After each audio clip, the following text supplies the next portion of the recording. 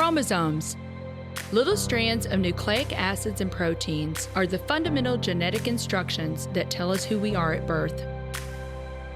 Most people are born with 46 chromosomes, but each year in the United States, about 6,000 people are born with an extra chromosome, making them a person with Down syndrome.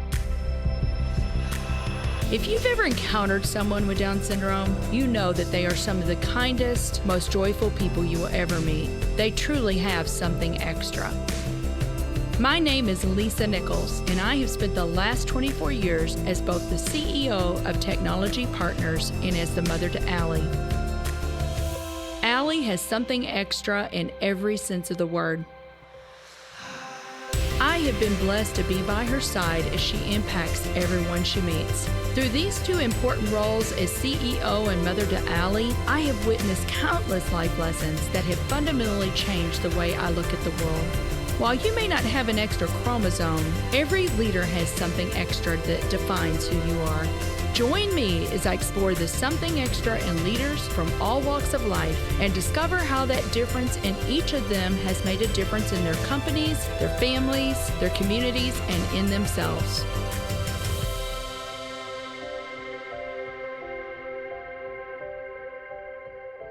I'm thrilled to have Dan Clark on the show today. Dan is the CEO of Brain FM, which creates neuroscience-backed functional music to help people from around the world focus, relax, and sleep.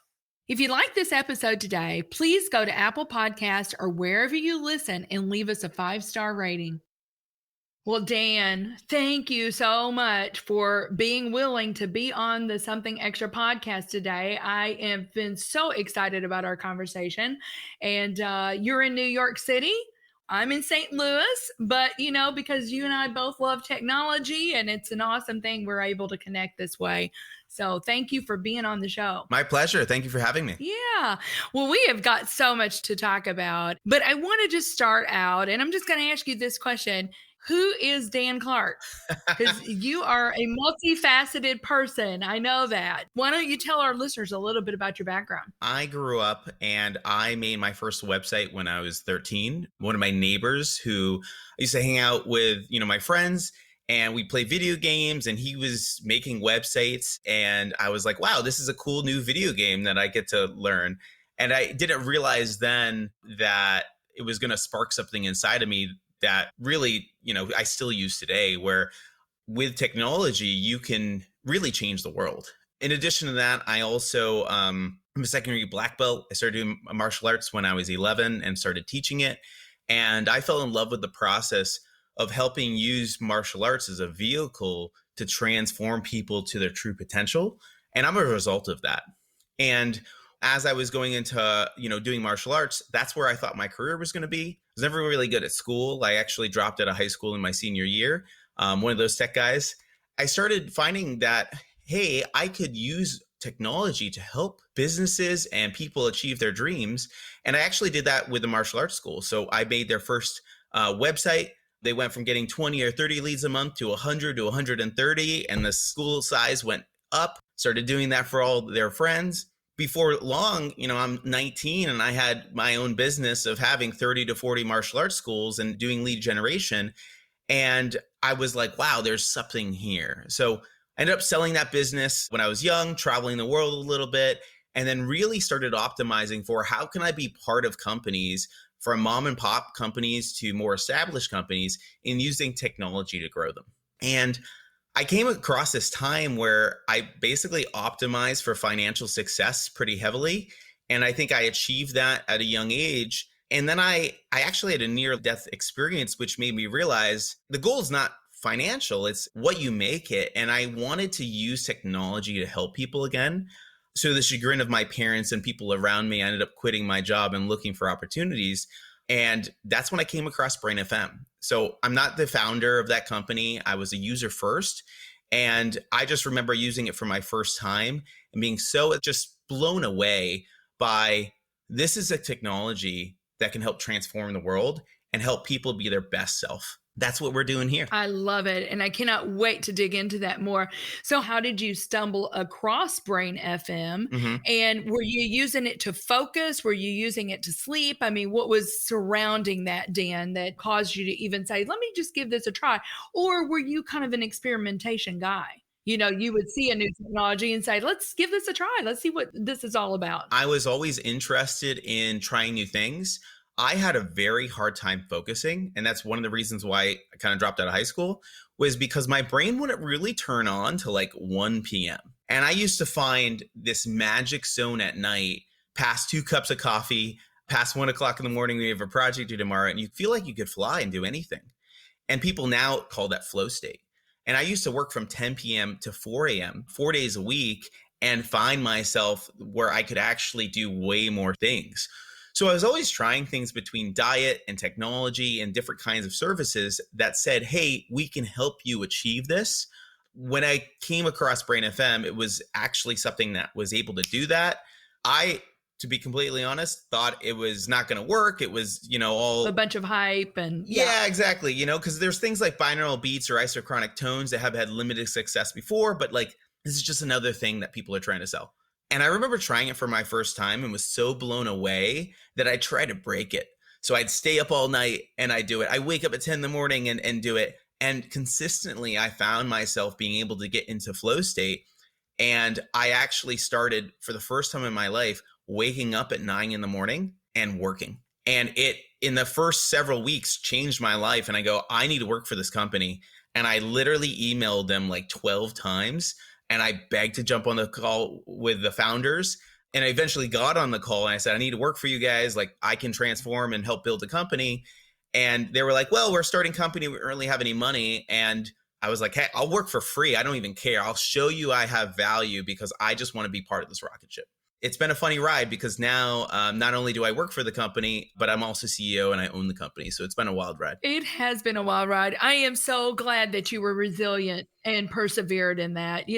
I'm so glad that you shared the story, Dan, because I'm thinking you have to really believe in that company and the product, to say, I'm going to work for you for free. Definitely. Yeah. So let's get into Brain FM a little bit. And I told you, we've got empirical evidence because when I knew that you were coming on the podcast, Dan, we've been using Brain FM and we are believers. Oftentimes we would wake up at night and then not be able to go back to sleep. When that's on, we go right back to sleep and we're just sleeping like a baby. So I love the fact that, you kind of got back to your true self and saying, I want to do something that's going to help people. But you basically have 4 components, and I want you to dig into this and how it works with the AI. But you've got focus, relaxation, sleep, and meditation. And then you've got different genres. So talk to us a little bit about how it works with the neuroscience. Does the composition come first? Do the scientists, the AI technologists, and the composers work together? Can you explain that a little bit to us? Basically, Brain FM, the whole goal of the company is to create functional music that's designed to help us focus, relax, or sleep better, or really control our mental state on our demand. The reason why that, needs to happen in the world is because our bodies are not designed to plug in and plug out when we want to. Our bodies, are based on our diet, based on all these other things in our environments. And we live in this 9 to 5 world, or the switch on, switch off. And we need that ability. So the goal really is to use and create functional music. And it's kind of like a switch in your pocket that you can switch on. So the way it works is we add different kinds of rhythmic pulses to music in a certain kind of pattern that emulates a pattern in our brains that it looks like when we're performing that activity. So if I was to put an EEG on your head, which measures your electrical impulses, or look at an fMRI of your head, which is it measures your blood flow throughout your brain. If I look at it whenever Lisa is in focus or whenever you're in sleep, it's actually a pattern that's very well understood with science. So what we're doing is we're adding these rhythmic pulses and we're disguising them into music. And we're doing this through a new patented way called neural phase locking, which we can dive into. But by listening to this music, what's happening is your brain starts mirroring and matching these patterns, which allows you to switch into those patterns faster and then stay in them longer as long as you're listening to the music. And it's something that our brains naturally do. What's really cool about music is that our ears are very sensitive, and it's something that is not taking away from our visual cues of what we're doing. And it can be used in many different things as a addition. So when you're working, it's easy to listen to music, and most people already do. And when you're sleeping, it's very easy to put on this because you don't need to keep your eyes open, right? So it's a really natural tool for people to use. And what we're using is bleeding edge scientific breakthroughs to really bring a consumer product to help people. I'm amazed. Now, how many genres are there? And then there's variations of those genres. So like even on the sleep, you can do, a forest sound or rain. Tell us a little bit about that. We look at the product as in different mental states, different activities, and then different genres in those activities. What's happening is when we look at focus, relax, or sleep, the first thing is we divide it into what activity are you doing inside of focus. So a lot of people are really interested in deep work, but there's also different kinds of neural patterns that are associated with being creative and doing goal setting or whatever that may be, or learning, which is like reading or trying to get data into you. There's different kinds of sleep as well. Some people want to nap and some people want to power sleep or get right into sleep. Some people need to rest or relax a little bit to, go in. So there's all these different kinds of activity states first. And then what we're doing is we're creating different genres inside of those activities and mental states that people have connections to or just personal enjoyment. What we're trying to do is really blend science with art. And what happens is art is something that we, again, enjoy. So you actually want to use the product. And then science is to make sure it's effective. And the way we make our music is really the merging of both. So on the science side, we have neuroscientists that work for the company. These are people that graduated from MIT and Harvard and some of the best schools around. And traditionally in companies, a breakthrough happens, and then 6 years later, a company comes along. And what we believe is by employing and investing in science first, we can have those breakthroughs and bring them right into the consumer product. So that is some of the things that we're doing as far as those patented procedures that we're doing, the different kinds of rhythmic pulses and patterns. We're also doing constant testing of things that a lot of people know are important, but we want to make sure we understand all of the dials. So a lot of people may know that you don't want to listen to lyrics when you're focusing or trying to sleep because it's distracting. And some people can do it, but it's taking some energy away from you doing the activity you have. So we actually do tests on that. We do tests on salience, which is the difference between sounds and loud bangs and how much can we have and all this stuff. And it's interesting because we're actually trying to make music that you enjoy, but you don't enjoy too much. Yeah. So what happens is it ends up just being background noise. And then what we're doing is we're taking all of that science and then we're creating that with really skilled composers that they've toured with different bands, they award-winning video game composers, and they create these soundscapes or different genres of music and compositions that we layer both of these together. So it's something, again, you enjoy listening to. We have thousands and thousands of different kinds of content, but then every single type of music that you're listening to has all of these different kinds of patterns and all of these things that have been proven with EEG, with fMRI, and large-scale testing that have direct effects on our brain. And now we're moving into the next phase of the project, which is moving into personalization and understanding what patterns is best for Lisa and what patterns are best for Dan, and finding how can we make it even more effective. Now, I know that you recently won a grant from the National Science Foundation. What are you going to be using that grant for? We won that grant for ADHD research, which was actually looking to see if this can be an effective treatment for ADHD. And this is some of the stuff that we're already getting valuable data from, like the fMRI. fMRI is this really big machine that costs like $250,000 to run, and it basically images your brain. And we're actually able to see with people with neurodiversity how we can create music specifically to cater to them. But what's really interesting is also helping us understand people that maybe aren't on the same spectrum of neurodiversity. A lot of people believe that ADHD is you have it or you don't. And really, it's a 1 to 10 scale. Everyone has different versions of it. And actually, all neurotypical people have different kinds of things. It's helping us really understand these effects work for everyone. And what we have to really do is understand more about you as a listener, as a user, to then cater the acoustic environment, the science, and what music you like to find the most effective experience. Right. It's all about optimization, isn't it, Dan? Exactly. Personal optimization. Well, you know what? We have got so much more to talk about, but we do need to take a quick break, and we'll be right back with Dan Clark. Hi, everybody. I just wanted to take a second and tell you about something our team at Technology Partners can do for your business. We have spent over 2 decades partnering with organizations and helping them solve their IT needs from a 360-degree perspective. A huge part of how we solve those needs is by developing custom applications of all shapes and sizes. If your team is looking for software and an out-of-the-box solution just isn't right, it's time to consider how we might be able to help. Go to tpi.co/custom apps and learn more about our awesome capabilities.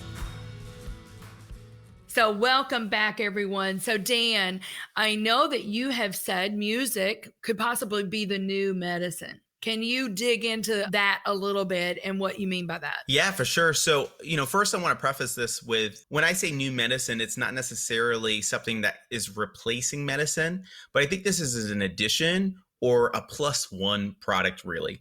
So this might be ability to do before medicine, in addition to, or, other kinds of things as we learn more about the science.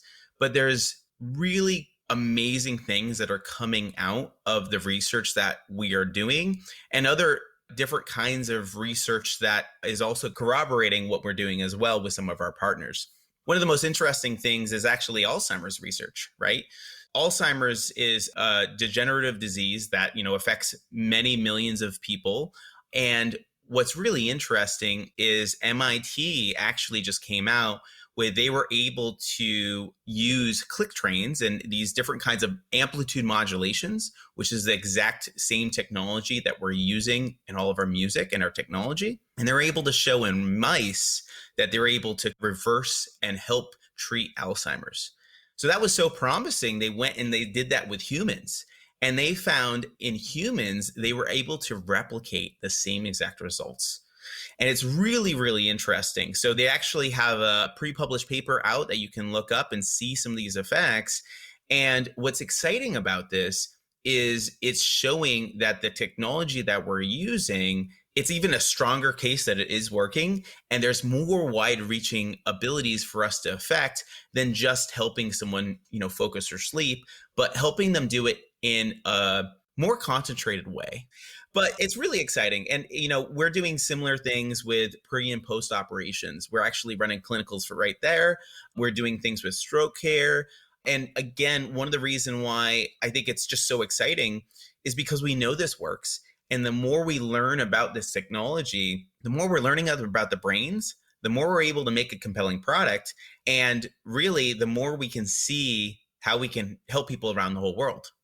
One of the things that we were talking about before was why I was so excited about this product was it doesn't matter if you have neurodiversity.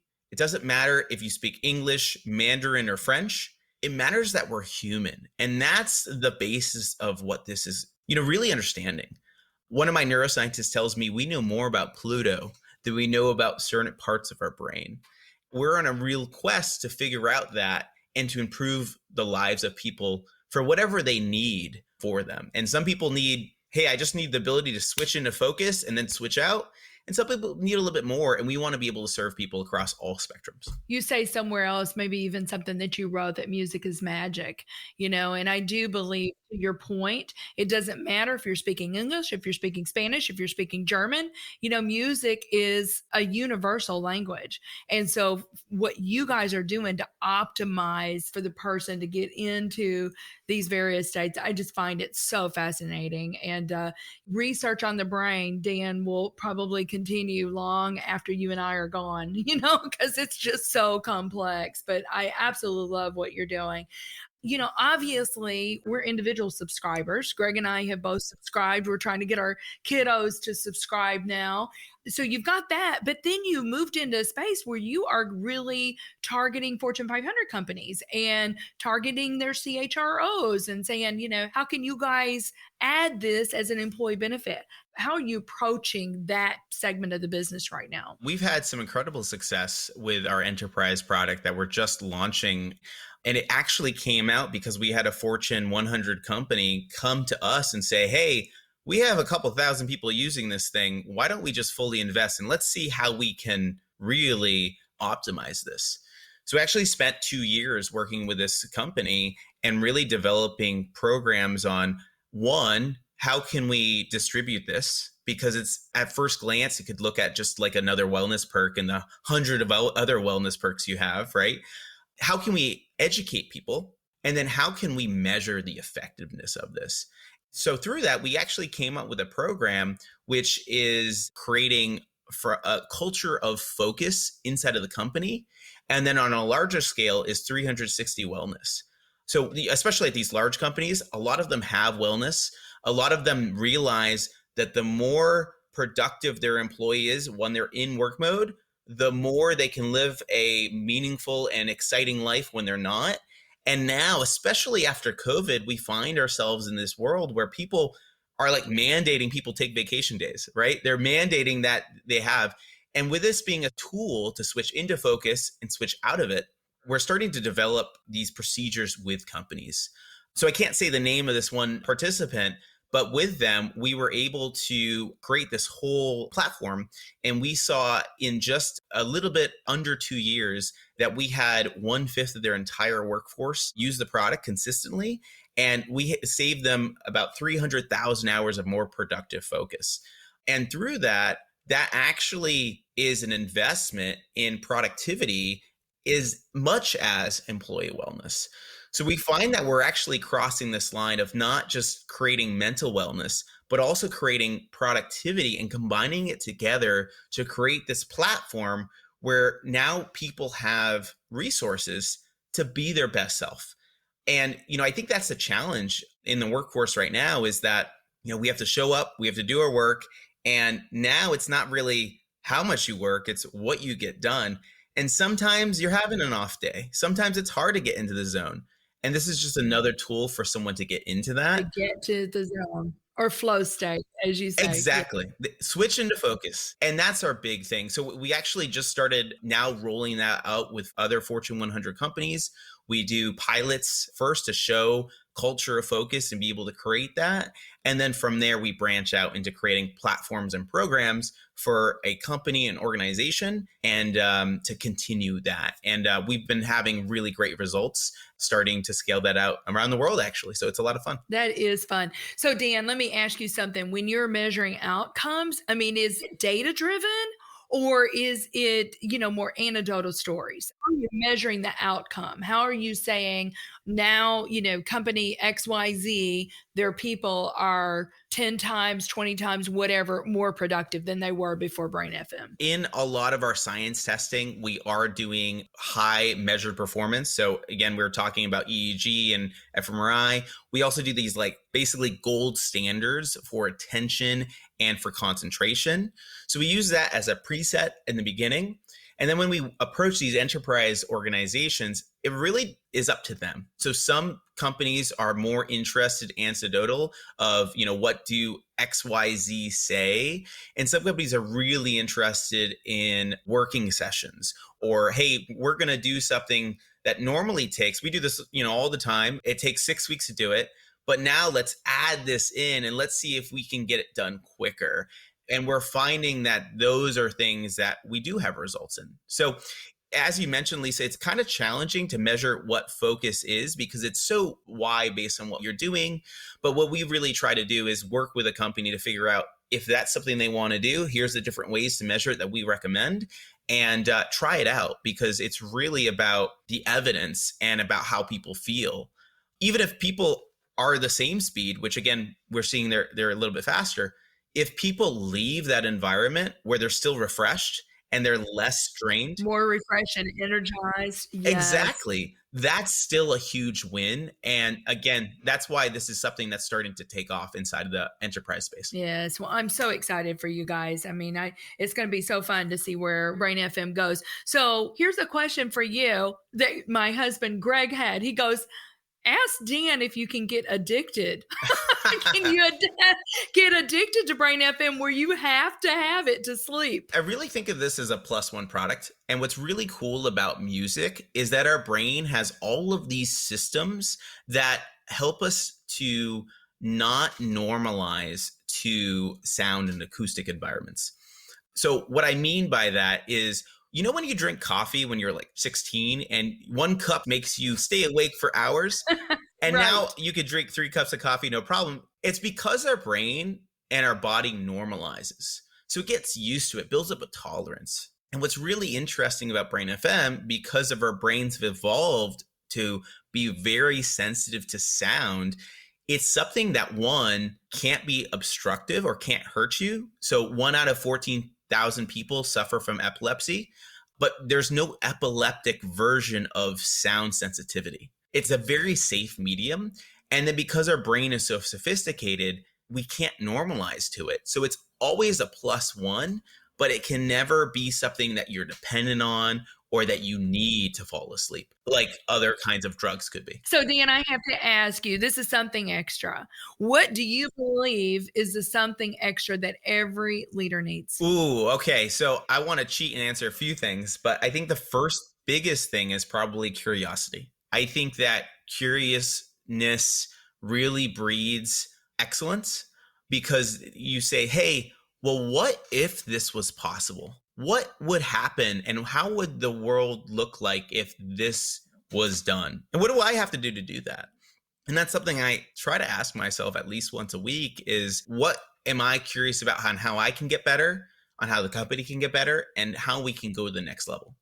So curiosity is like one of my words. I really enjoy it. And then you mentioned another word that's really dear to my heart, which is perseverance. I think of steel beams and how much pressure you can add before they break and buckle. And there's a saying, which, you know, we've all probably heard, but it's, if it was easy, anyone would do it. A lot of the things that we're really trying to do, and a lot of the problems that are, I don't know, need to be solved in the world to help people, are really tough problems. So I think there takes some curiosity in, well, what if we could solve this? And there's a perseverance of, well, let's not give up when this is hard. Let's keep pushing to the other side.